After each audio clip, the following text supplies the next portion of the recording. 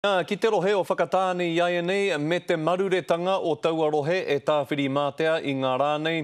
Ko rengarenga ana ngā pari o te awa nui tonu o whakatāne me te maringitanga atu o te wai ki ngā rohe e ko tata atu ana ki te taone. I reira i whakatāne a Hinerangi Goodman i te rangi nei.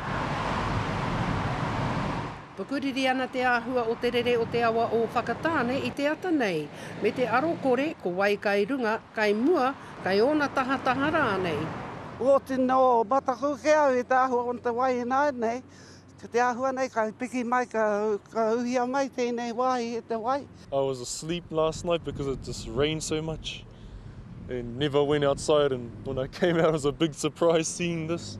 Nā tēnei anō ka puta ngā whakaaro ki ērā e waipukehia maira ia Hitireiria. Koenei nā āhua tango o te ao, kai te pēnei hia a Hitireiria, e nā pēnei tia a Hitireiria. Te āhua nei ko whakawhiti mai te storm ki kōnei ki Aotearoa. Kai ngā taha anō o te whakatāne, ki mata rāna te hunga whai waka moana, me ngā toa tata atu ki te whakatāne. The river's at high tide now, and hopefully within probably the next hour the river should start receding, and we can make clear a bit of the debris away from all the boats. What happens is it builds up on the boats and it just adds more weight to the ropes and stuff like that. I tēnei wā, kei te piki haere tonu ake ngā wai o te awa tapu o whakatāne. E kore anō hoki e mōhiotia, a hea aua wai e heke haere.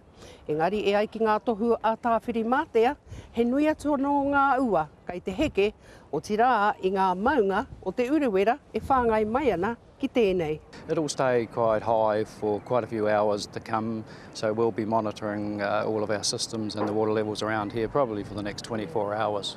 We'll close probably for a couple of days because we've got no way of getting them in because we've got the barricades up. And it's not a good look, people swimming in for dinner. Mo e tehi o te hunga whai pāmu o tēnei takiwā, rongo anō ana i te ngau a tāwhiri mātea. Ko Hinerangi Goodman, mō te karere.